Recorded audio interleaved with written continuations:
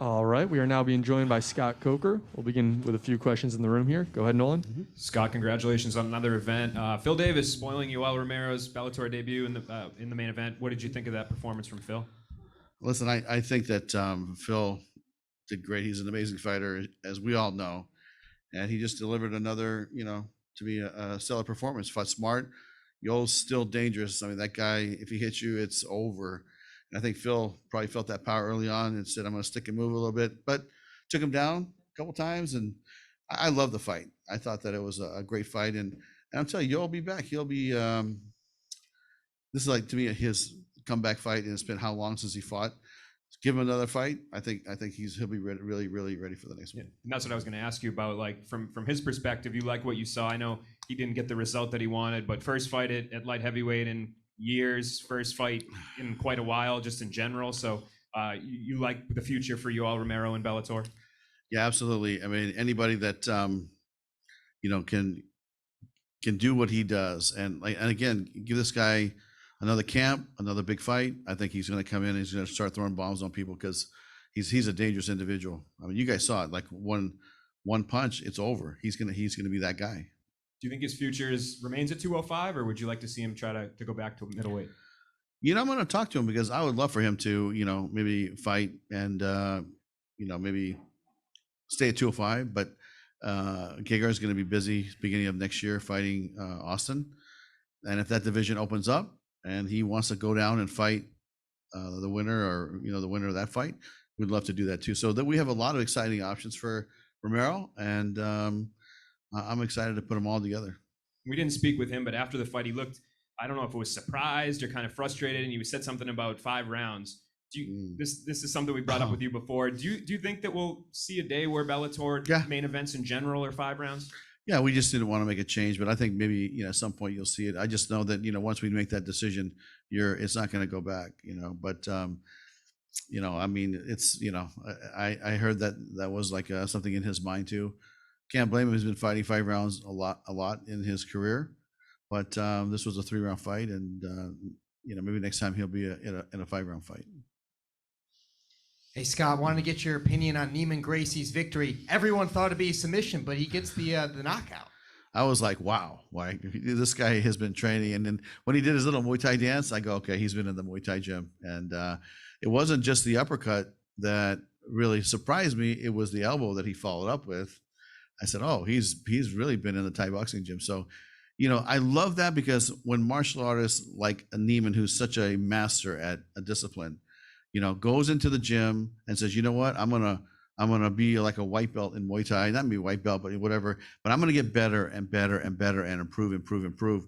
And so now, listen, if his hands look like that, the next fight, and he can start throwing elbows and striking, and with his grappling game and submission game, he's just gonna get, a little bit more dangerous each time. So I really like what I saw from Neiman because a tremendous amount of growth as far as I'm concerned, as far as his striking ability.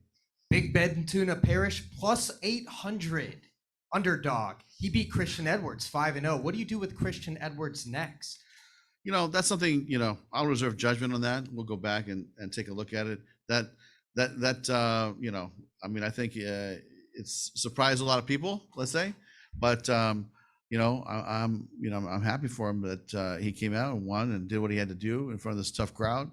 And for Edwards, I think he's got to go back and take a look at it too. So we'll go back, mix it up, and we'll get some more fights out of those guys. And last question, obviously the sad news with Rumble Johnson having to pull out from the tournament. Is everything going to be okay with him? Kind of unknown there. Yeah, you know what?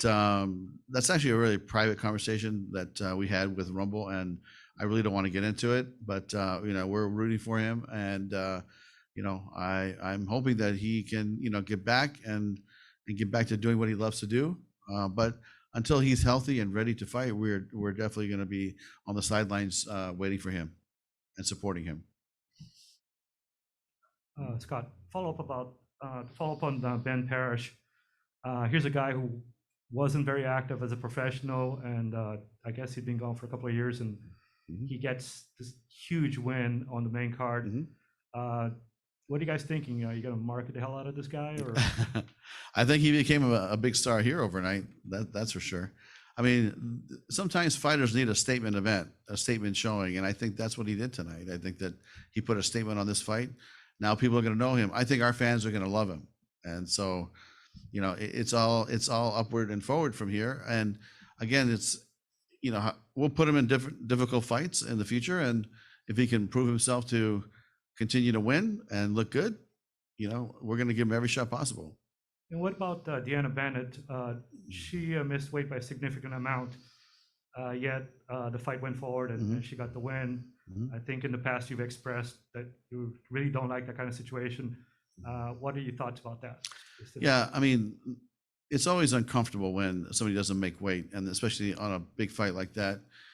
You're fighting on the main TV card on Showtime, and it's a tough conversation, right? And you know, I think we will talk to her. I do love her story though, because, you know, coming from San Jose, coming to the fight, seeing Carano Cyborg fight, the father being a police officer here in San Jose, the father being, you know, part of the security team here when we did fights. I mean, it's a very personal story for me, and I do love the story. And she did what she had to do tonight. You know, the way thing is, you know, we'll have to probably have a conversation about that and make sure that it doesn't happen again. But Laura, you know, to me, she agreed to the fight, and she could have said no, and the fight would have been off. And so I have to give her credit for stepping up. But the result is the results, and that's how it's going to go down in the history books. Good evening, Scott. Congratulations on the success of tonight's show. First off, feels great to have Bellator back in the Bay Area. And I was also going to ask about Deanna Bennett, just your thoughts on her emotional homecoming, the win against Alejandra Lara, and with now that little bit of a shakeup in the women's flyweight division, are you considering maybe a women's flyweight Grand Prix, given the circumstances of what happened with Juliana and Denise, how close their fight was, and you still have Alima Lay McFarland as a top contender, and Liz Carmouche is now in the promotion, and Deanna just made a big statement against someone of Lara's caliber.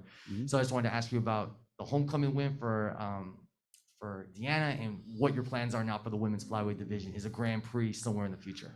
Yeah, I mean, the Grand Prix, it's premature. We want to finish out our light heavyweight tournament, and then you know, we'll get together with Showtime and think about, you know, maybe the right tournament for us to move forward.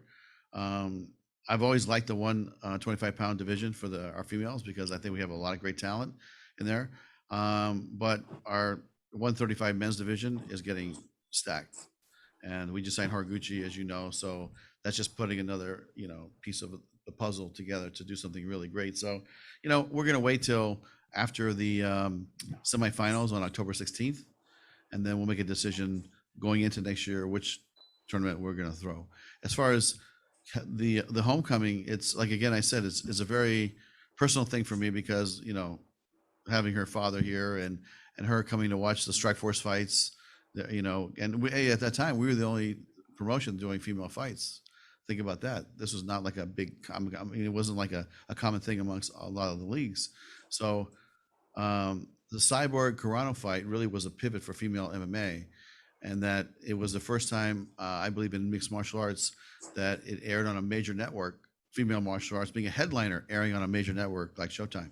So, you know, that was a pivot point for female MMA, and there's a lot of things that went into that, you know, the details. I think we've talked about this before, where, you know, the commission, when we did our first fight in 06, they wouldn't allow 5-minute rounds for the females. The commission here in California, it wasn't Andy Foster, it was another gentleman at the time, and we fought for the females to get 5 rounds, 5-minute rounds. Is something that was important to Carano and Cyborg. But, you know, a lot of great female fights happened here in this building. A lot of great fights, period, happened in this building. I mean, when I came in here yesterday, I looked around and I was just like, wow, this is unbelievable. It's like, you know, Fedor fights Fabricio Verdum here. Big moment in MMA. First loss for Fedor. Carano fights Cyborg here.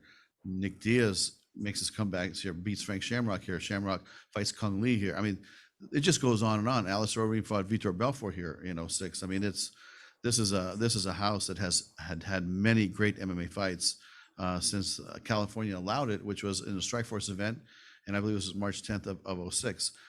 So, going back to the local feeling and how I feel attached to the story, yeah, to have her father here be a policeman and her father bringing his daughter to the fights, and it's just a really touching story. Just a couple more here. Jim? Yeah, Jim Barcelona, Miami Herald. Thank you, Scott. I'm just curious if with Yoel, what has it been like working with him and his team? And also, would you like to see him fight again this year, or are you thinking maybe 2022 for him for his next fight? I know you need to talk to him and his team. That's a good question because I haven't, since he came out of the cage tonight, I haven't talked to him. But if he wants to get back in there right away, we definitely would like to have a conversation with him about that. I think that, he put on a good performance. Phil is at a super high level right now. He's been fighting, been consistent, and Yoel hung in there and did his thing, got taken down. Couple missed punches. I mean, it could have ended a lot differently. A lot different. It could have been a different outcome if Yoel would have punched one of those big bombs he throws. I mean, this guy is dangerous. I'm not kidding. This guy, if he hits you, it's going to be lights out. He's got that kind of freaky power. I mean, just shaking his hand, 2 days ago, I was like, okay, I get it now. This guy is a killer, and he's going to knock people out. But Yoel's been great to work with. He's got a great attitude.